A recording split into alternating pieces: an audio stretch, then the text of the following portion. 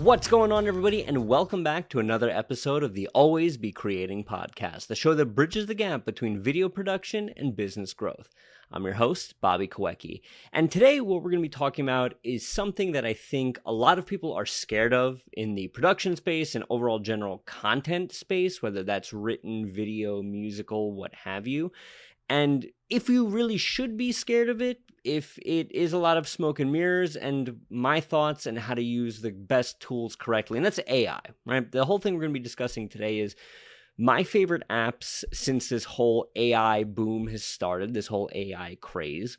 And if I think some of those apps have the potential to replace editors, replace content creators, videographers, producers, and if you should be implementing them in your daily workflow.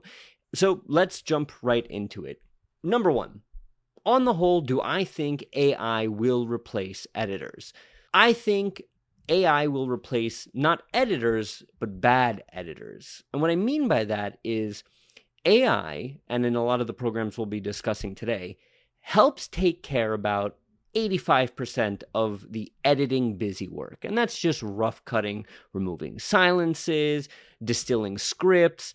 But it's that last 15%, that last mile that separates fine editors from great editors. And that is something, at least right now, that AI is not able to touch. So if you're somebody who is a just fine editor, yeah, you should be scared of AI. But if you're somebody who is willing to learn these new tools, understand these new tools to help you get better at your workflow, then no, I don't think so. And to piggyback off of that, I think these are tools, not replacements. For most of these things here, they make your job easier. They don't replace your job as of now. This is coming from a video producer, right? I will still need somebody. You will still need somebody. Anybody who needs video will still need somebody to set up a shot, to press record, to capture the content. Post-production can be made a little bit simpler with those tools so that you can then go out and capture more of it. And it is in that kind of know-how of camera handling, know how to set up a shot, knowing the story that you want to tell in capture, in production, that I think is going to keep producers safe for now, right? I think writers, people with written content, should be actually a lot more scared than people on video content right now, but we'll get to that in a second. So do I think AI will replace editors or video producers? Yes, but only the bad ones. I think that if you are willing to learn these tools, understand these tools, and grow with these tools, you will only become a better producer, videographer, what have you, over time. It's like taking creative steroids. But let's talk about some of these programs, because since November, whenever the big chat GPT bubble popped, I know we're going to look at that in 20 years when there's Terminators running around and be like, oh, back in November when chat GPT dropped, that's when it all started. But that's when you really started seeing a lot of these AI things come to the market. And since then, we've seen an explosion in programs. So from a video aspect, that's what we're going to be covering here today. And the first one I want to talk about is a newer program. It's called Gling, G-L-I-N-G. And I'll link all of the programs that I'm talking about below. Gling is a newer program to market, and it is pretty cool. Essentially, what Gling does is it will transcribe your whole raw video and eliminate bad takes and silences. Pretty cool. Pretty cool. In my usage of it, it is about 75% on the money. And that's where the drawback starts to come in, because Gling is great. It's a standalone app. You download it to your desktop, regardless of platform. You throw in a live video, and then it will show you all of the things that it cut out of your video, and you can then go back and retroactively choose the best take that you want, if it maybe cut something out that you didn't want or left something in that you did want, vice versa. But that's where it ends with Gling. It does have a great UI feature set in the sense that it's very easy to go through and manipulate the sort of edit. You're editing much like you would a Google Doc, where you have the transcript on the side, and you're going through and just saying, okay, I want this in, I want this out, just like you would a Google Doc, Word doc, whatever. But that's where the feature set of Gling kind of ends, because it's like, that's pretty much all it does. It does that very well, and will, over time, I think, get better at recognizing which take works best and even more so cut down on that rough cut. Because a rough cut, if let's say you film a podcast and that podcast is an hour long, removing silences, removing ums and ahs is like half the work. You could produce now 2 podcasts in the same amount of time because all of the busy work was taken care of for you. You can also go in and fine tune it. Where Gling also hits a ceiling, and where I think a lot of AI hits a ceiling right now, is understanding the conversational nuance, right? Like robots aren't great with sarcasm, and Gling is a perfect example of that. If you had a take that you said something, it thinks you said it wrong or that wasn't the best take, but you actually want to keep that in. So it's not quite there with understanding the overall speech patterns of people, but it's getting better and is a great tool at the moment to start. It is paid as well. The next thing I want to talk about, and I've made a video on this on my main channel, is something called Autopod. Now, Autopod is, in my opinion, one of the most standout AI video apps for people right now. If you're a podcast editor, there is zero reason you shouldn't be using Autopod. What Autopod does is it will edit a multi-camera podcast for you. And there's a couple little other features in there too, where it'll edit jump cuts in and stuff like that. But Autopod on its face, on the whole, you drop 3 video tracks in. You say who's on track 1, who's on track 2, who's on track 3. You drop all the corresponding audio tracks in, 1, 2, 3. You tell Autopod, hey, this is who is speaking on each line. This is the cut frequency I want. Go. And Autopod will just do it. It is mind-blowing how good it is at reading the waveform, understanding when there's differences and nuances in talking, and just creating an amazing podcast. I've used Autopods for rough drafts. I still always go back through, make sure listening on 2x that, you know what, this cut can be moved or softened a little bit here. Actually, I want to see this person's reaction when this person was talking. So it's not 100% on the money, but it is 95% if we're just assigning arbitrary numbers here. Autopod, if you're a podcast editor, go out, use it. It is worth the money. It is fantastic. Fantastic product. I cannot recommend Autopod enough. And this is where that thing is like, well, is Autopod going to replace podcast editors? No, because you still need somebody to produce the podcast. What Autopod will do is just let you edit more podcasts. So if you're somebody who charges by the project, if you're a freelancer, well, wouldn't it be cool to have 2 paid projects done in the same amount of time that it took you 1 paid project? You're making more money at that point because you're using AI as a tool, not worried it's going to replace you. Autopod's fantastic. Go, check it out, use it. 100% worth the money. Next thing I want to talk about, in terms of like the Premiere Pro plugin rough draft video editor section here, section 1. There's a new thing to the market. It's called Firecut, and it is, I don't know if it's owned by Ali Abdaal. He's a big productivity YouTuber, but he's the face of it. If you go to the Firecut landing page, you'll see a video of Ali Abdaal like right there, right when you log in. And Firecut is kind of an amalgam of Gling, of Autopod, and a couple other great features, and it doesn't do anything stand out, but it does a lot of things under one license, which is why I want to mention it in this kind of list, because it saves you from having a Gling subscription and an Autopod subscription, even if there's a little bit more work involved. So Firecut, like I said, it's a plugin. It'll do multicam podcast editing for you, which is cool. It'll remove silences and condense your script, which is cool. It does it, and it does it at a level not as well as Gling or Autopod, but it does it quick enough where if you have to go back in and adjust, you're still saving time on the back end. The extra features with Firecut are actually what I think are the most standout ones, and that is dynamic zoom and chapter generation. See, a lot of the times you'll watch a video and there are these dynamic zooms. 10 minutes, I'll put a dynamic zoom here. You watch MKBHD or any sort of big creators that are all these nice soft landing zooms in and out of the frame, and they're a little bit more visually pleasing than having jump cuts throughout your video. Those are super tedious to go in and do. What Firecut does, and again, this is a tool, not a replacement, is it reads the transcript, says these are the emphasis words throughout. I should probably go in and just create little zooms. Zooms in, zooms out. Does it in like 2 minutes worth of rendering time. And that's one less thing that you have to do. You can move the zooms around because they appear as an adjustment layer in Premiere Pro. And now suddenly you have your work helped out for you through the zooms. Are you a video creator looking to set your work apart, whether it's in your own freelance business or for a brand? Then you should check out BAMX. BAMX has the best courses, communities, and live stream in the entire real estate community. And I know what you're probably thinking, Bobby, but you don't sell houses. Correct. But I also create videos for the #1 real estate media site on the internet. And my DMs get flooded with people asking me, Bobby, how do you make those captions? Bobby, how do you set up your podcast? Bobby, what camera do I use? I answer all of these questions and more in BAMX. More to the point, you get access to me and all the other BAM creators through our private Facebook group. This is a resource that I wish it was available to me when I was just starting out, and I hope that you'll join us there and find value in it. Use code Bobby23 for 20% off. Firecut, worth the price of admission alone for the Zooms. The next thing, chapter generation. When you're producing podcasts like we do at BAM, the chapter, the time stamping is probably the most time sinking, consuming part.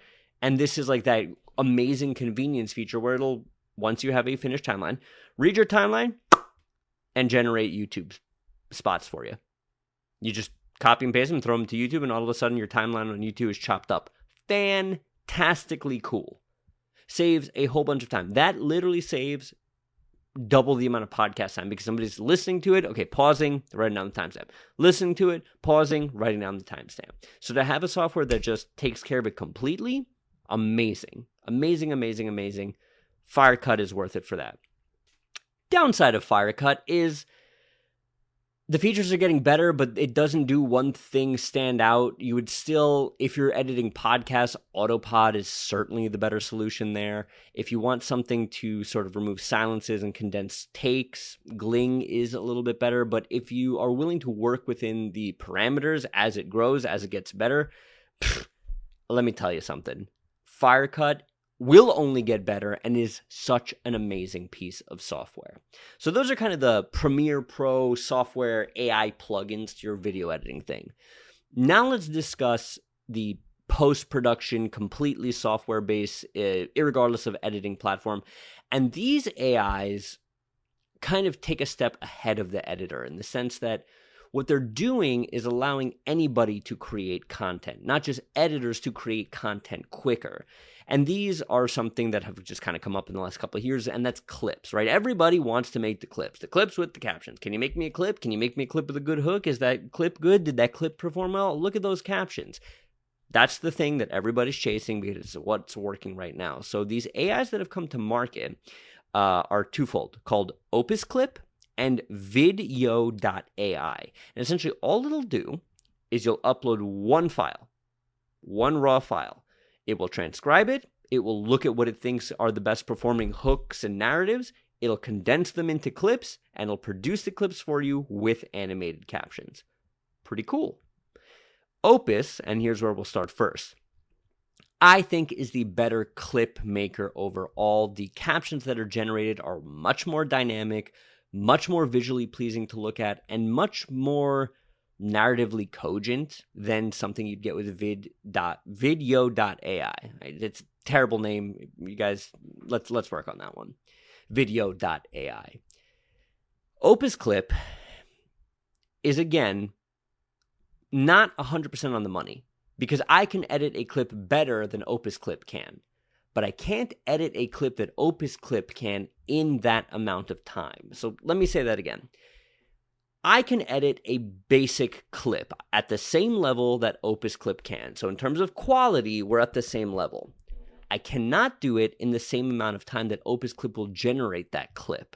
So if you're looking for mass quantity at a medium to low quality level of production, Opus Clip will replace you. And this is again where I talk about only bad editors and bad creatives should be scared of AI. Because if all you can do is produce a clip at the same level of Opus AI, you're done.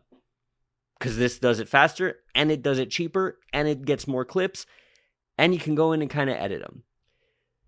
that is where I think Opus AI is cool. I think that it is slowly but surely eating the lunch of people at a lower skill level, and that's just a message to people at a lower skill level to get better at making captions. We actually have a course that I did over on BAMX all about how to make captions at a high level that are visually engaging, that create good sound, well-hooked narratives. Link down below.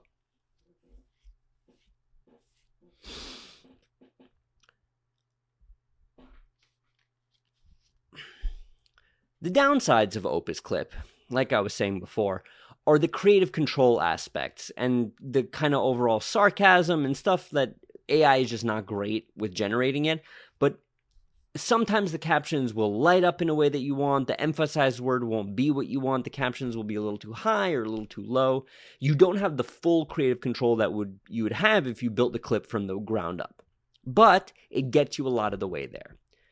That's where Video.ai, I can't believe I keep missing it. Video.ai, that's the name. Terrible name, not memory or mouth-pleasing to say at all. Video.ai. Where Video.ai comes in and where, again, it'll do the same thing as Opus Clip, where it'll generate the clip and you can change the overall font and which word lights up, but it doesn't hit the word every single time. It'll also generate YouTube videos, or at least 5 to 7 minute chunks. So Video.ai will do what Opus Clip does and sort of rip out those clips, but it'll also say, hey, from this hour-long podcast, here is 3 great 5-minute YouTube clips, which again, if you're a good editor, you can do on your own and you can edit them and they'll be a lot more visually dynamic when you're editing podcast clips. But if you're somebody who is solo, who is doing this on their own, a tool like Video.ai is indispensable when it comes to helping you repurpose your content at a very quick level. It's paid, just like everything else I've spoke about on this list, but I think is well worth the price enough, much like I do think that Opus Clip is, that if you are a solopreneur and you're just getting started scaling your video business and you need to put out a lot of video content quickly and you don't have the budget to get an editor who will go into the nitty-gritty and really adjust your clips for you, then yeah, these are 2 things that you should be investing in, be using. And if you're an editor whose skill level is only that of the AI and not exceeding it and getting better every day, with software like this, you should be worried. Next up on the list here, Adobe Podcast Editor. This is another thing I've made videos on the main channel. You can go and check it out. Adobe Podcast Editor is really, really, really friggin' cool. Essentially, all it is it lets you drop a WAV file from something that you, let's say, recorded on your iPhone, right? Let's say all you have is your iPhone, and you record a podcast into your iPhone. Your iPhone, you own it, right? You use it for everything. And it will take that voice file, it will take that podcast, do some AI black magic to it, and give you back a file that sounds like it was recorded on a $400 microphone. It is the single most impressive piece of AI software I have ever seen. It always hits the mark. Granted, if you're across, let me caveat that. It always hits the mark if you're recording in areas that make sense. If you're on a highway 10 feet away from your microphone, yeah, it's not going to sound very good. But if you're in a relatively soundproof room, right, like you don't have people walking around you and all you have is your iPhone and you need to record a podcast, you don't need to go out and spend money on a $400 mic because Adobe Podcast AI will just take care of it for you. Now, again, is this a replacement or a tool? This certainly falls into that tool category, where if you are a sound engineer, and let's say you have 3 guests who are all in studio, they're on great mics, and you have one guest who's calling in, like you'd see on the news or something, and that person is talking into a cell phone. Well, now in post, you can make everybody sound like they are using professionally high-grade microphones. People won't get turned off to the sound, and they won't bounce off your podcast or video. Adobe Podcast Editor is fantastic. It's called Adobe Podcast Sound Enhance. They have a little bit of a different name for it, but I'll link it down below. If you Google Adobe Podcast Editor, you'll be able to find it pretty quickly. So there we go. Those are your sort of day-to-day proven product. I've used them. Other people have used them. I can vouch for them and say that they will benefit you, but to different degrees within your creation workflow. Now let's talk about the more generative stuff. Oh, are the robots coming to replace all of the video people? Not really, at least not right now. So let's start with DALL-E 2 and Runway ML. DALL-E 2 and Midjourney are all basically softwares where you put in a prompt. I would make me a picture in this style of this thing. It spits out some images, and you can keep refining that image until you get one you like.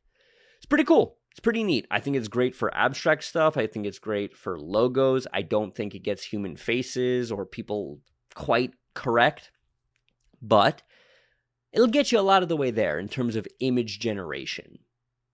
Something like Runway ML is also pretty cool, where you have to type in, I would like to see a video of a frog playing the banjo on a log that is not named Kermit, and it'll do that for you.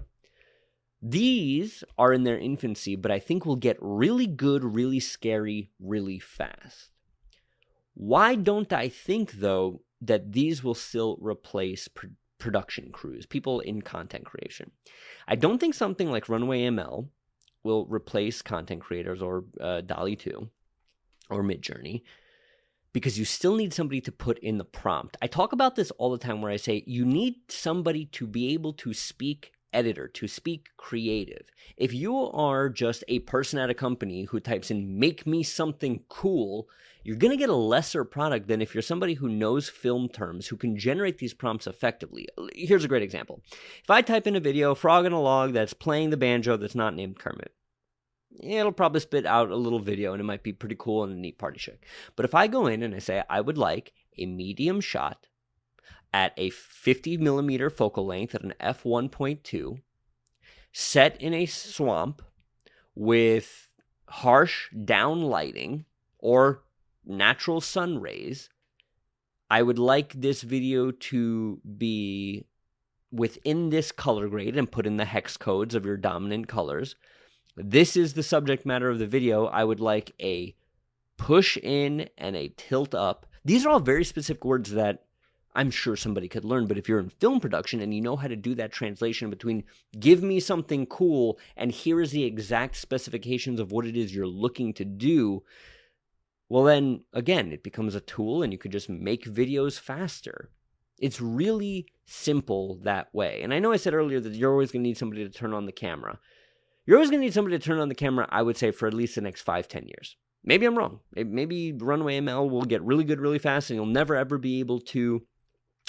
need to film again. You'll be able to upload your likeness. It'll generate a 3D model. You'll talk into a mic. It'll generate the script. And suddenly you'll be able to be put into any sort of virtual situation you want.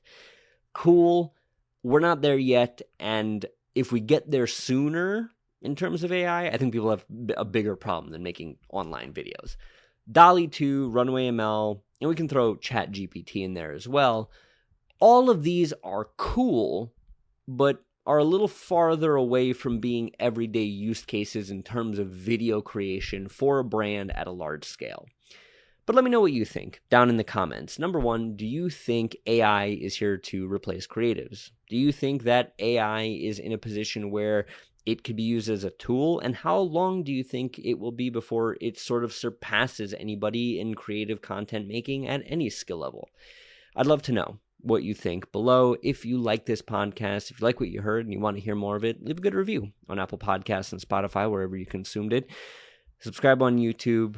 And until next time, I'm Bobby Kawecki, and always be creating.